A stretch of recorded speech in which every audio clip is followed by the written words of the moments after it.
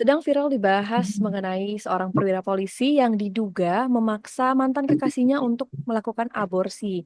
Hal ini terungkap ketika pihak perempuan mulai menyatakan di sosial medianya bahwa dia mengalami penyakit pada rahimnya setelah beberapa kali dipaksa untuk melakukan aborsi oleh si perwira polisi ini.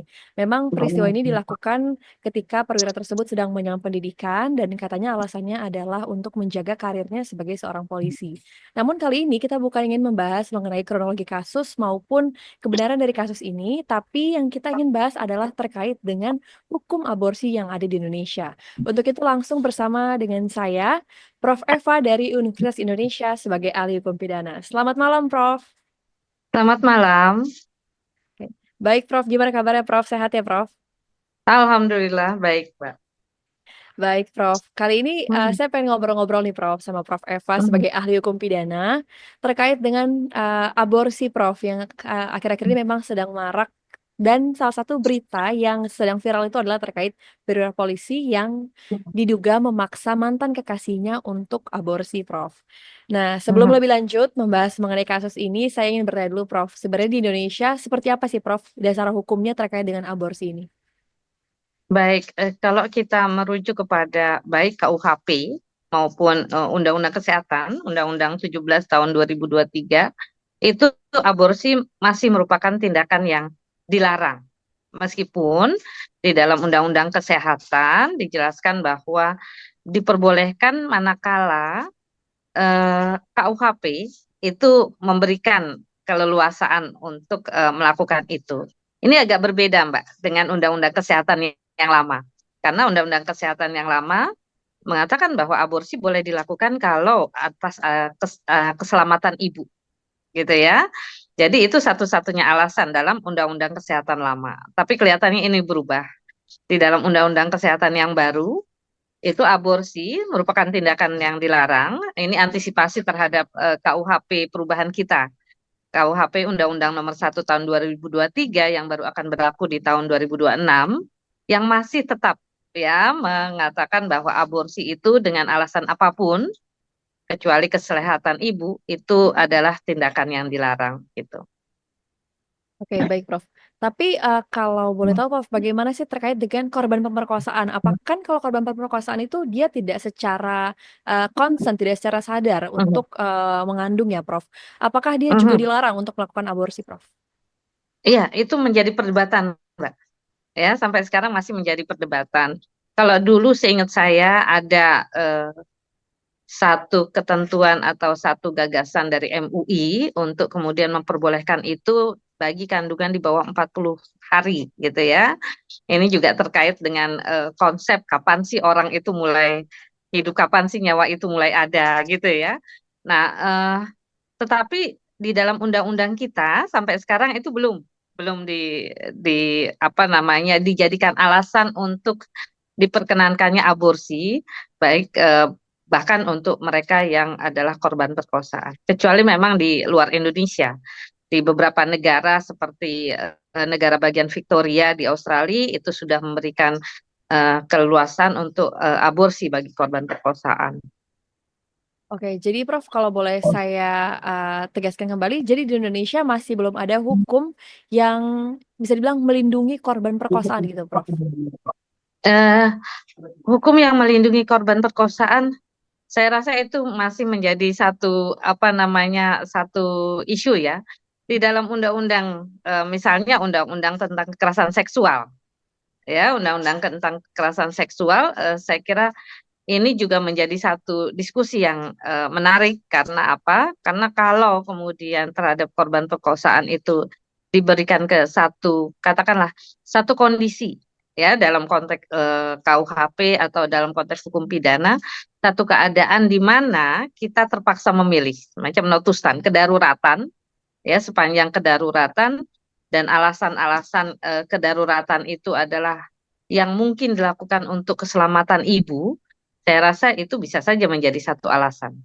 Meskipun yang letterlet mengatakan bahwa diperbolehkan, apalagi kalau kita kaitkan dengan undang-undang kesehatan, itu tidak dimention di sana, tidak disebutkan. Oke, baik. Berarti secara tegas disebutkan dalam hukum Indonesia hanyalah bagi yang mungkin berdasarkan catatan medis gitu ya, Prof, yang boleh untuk melakukan aborsi. Itu dalam undang-undang yang lama, Iya. ya, dalam undang-undang yang lama ya disebutkan seperti itu. Oke, baik Prof. Kalau kemudian tadi itu adalah korban pemerkosaan ya, Prof. Kalau dalam Mhm, hal ini bukan korban pemerkosaan, seperti mhm, mungkin kasus yang sedang viral sekarang. mhm, Dikabarkan bahwa ini adalah kedua pihak memang concern untuk melakukan hubungan, namun mhm. terkait aborsinya diduga dipaksa oleh laki-lakinya. Itu seperti apa, Prof? Apakah perempuannya juga akan dikenakan sanksi, Prof? Oke, baik kalau si perempuan ya dalam keadaan terpaksa gitu ya. Nah, ini paksaan yang seperti apa gitu. Ini yang jadi menarik, paksaan yang seperti apa? Karena kalau yang dikatakan sebagai paksaan tentunya apakah ada paksaan fisik gitu ya terhadap seorang perempuan sehingga kemudian mau tidak mau dia menuruti apa yang diinginkan oleh orang yang memaksa, maka dia dalam keadaan yang kita sebut sebagai overmah, yaitu keadaan terpaksa. Nah, untuk itu tidak dipidana. Tapi kalau memang daya paksa atau keadaan terpaksa itu masih bisa dia tolak, itu Mbak, sebetulnya dia tetap bisa dipidana begitu, ya. Oke. Nah, bagaimana dengan orang yang memaksa gitu katakanlah seperti itu atau pihak lain yang memaksa gitu ya di luar perempuan yang mengandung itu. Itu sebetulnya baik di KUHP maupun di Undang-Undang Kesehatan yang baru ya pasal 428 kalau saya tidak keliru itu eh, memberikan satu ancaman yang lumayan tinggi terhadap orang yang memaksa seorang perempuan untuk kemudian melakukan aborsi tanpa persetujuan si perempuan, gitu ya, tanpa persetujuan si perempuan. Dengan si persetujuan perempuan aja bisa dipidana, apalagi tanpa persetujuan dari seorang perempuan. Jadi ancaman pidananya pun lumayan tinggi di sini 12 tahun, gitu ya, bagi orang yang memaksa seorang perempuan untuk melakukan aborsi. Karena masuknya ini sebetulnya lebih kepada kejahatan terhadap nyawa gitu ya. Bukan hanya sekedar aborsi yang menghilangkan janin atau bayi, tapi sebetulnya ini masuk dalam kategori kejahatan-kejahatan yang kita anggap berat gitu ya, kejahatan terhadap nyawa. Baik, Prof. Tapi kalau kita lihat dari sisi perempuannya tadi, bagaimana sih Mhm. sejauh apa misalnya pembuktiannya kalau memang dia itu dipaksa gitu, Prof? Dia harus Ya membuktikan tadi, seperti apa? ya, ya tadi yang saya katakan, pasti ada kekerasan atau ancaman kekerasan yang menimpa dirinya sehingga mau tidak mau dia harus terpaksa melakukan itu. Ya, bagaimana kalau paksaannya adalah paksaan psikis? Ini yang sulit ya. Ya kita kita sulit membuktikan bahwa ada paksaan psikis atau ancaman paksaan kepada seorang perempuan, tetapi kalau ancamannya itu misalnya sifatnya fisik gitu ya sampai si perempuan itu luka dan sebagainya itu kan mudah dibuktikan, Mbak. Ini yang terus terang kalau saya katakan ancaman psikis itu menjadi sulit ya bagi perempuan itu untuk membuktikan dirinya bahwa dia sebetulnya tidak mau melakukan itu tetapi melakukan itu dalam keadaan terpaksa gitu. Baik, Prof. Kalau begitu dalam kasus ini, semisal kasus ini mungkin naik nanti ke tingkat pengadilan, apakah itu Mhm. kewenangan dari siapa, Prof, menentukan si perempuan ini dalam keadaan terpaksa atau tidak, Prof? Saya kira hasil penyidikan ya, hasil pemeriksaan dari kepolisian untuk melihat kondisi si perempuan itu. Ya sebetulnya sih bisa saja ya kita melakukan visum et repertum, visum psikiatrikum terhadap bagaimana keadaan dari perempuan yang sudah melakukan aborsi tadi. Gitu. Apakah memang ada paksaan-paksaan sehingga dia terpaksa melakukan itu. Gitu. Tapi kalau kembali lagi ini yang dilema bagi seorang perempuan ya, kalau itu gagal dibuktikan ya artinya dia menjadi bagian dari pelaku begitu. Kondisi yang menurut saya tidak menguntungkan gitu. Tetapi saya kira kalau kita lihat di dalam undang-undang tentang kekerasan seksual, ya pemaksaan aborsi bagi seorang perempuan ini di luar undang-undang kesehatan. Saya kira para penegak hukum harus melihat kepada undang-undang tentang pencegahan kekerasan seksual karena di sana kita bisa gunakan lembaga-lembaga yang memungkinkan kita untuk memberikan satu pertimbangan kepada perempuan-perempuan yang terpaksa melakukan hal itu hanya karena alasan paksaan tadi, misalnya relasi kuasa ya dari pacar atau dari laki-laki. Nah, dasar hukum dari Undang-Undang Kekerasan Seksual ini yang bisa kita gunakan, karena itu tidak disebutkan dalam Undang-Undang Kesehatan. Jadi memang aborsi ini menjadi menarik karena ada di beberapa ketentuan undang-undang ya mengatur itu. Baik, Prof. Kalau juga saya cari tahu di beberapa sumber ya, Prof. Aborsi itu kan memang ada salah satu pihak diminta untuk mengkonsumsi obat-obatan. Tapi ada juga Hmm. yang pihak pria itu membawa perempuannya ke mungkin bidan atau ke dokter. Apakah tenaga kesehatan ini dapat dipidana juga, Prof. Kalau memang terbukti melakukan aborsi ini? Iya, jadi tenaga kesehatan ini termasuk kepada pihak lain yang kemudian katakanlah saya tidak mengatakan membantu ya, membantu melakukan aborsi itu.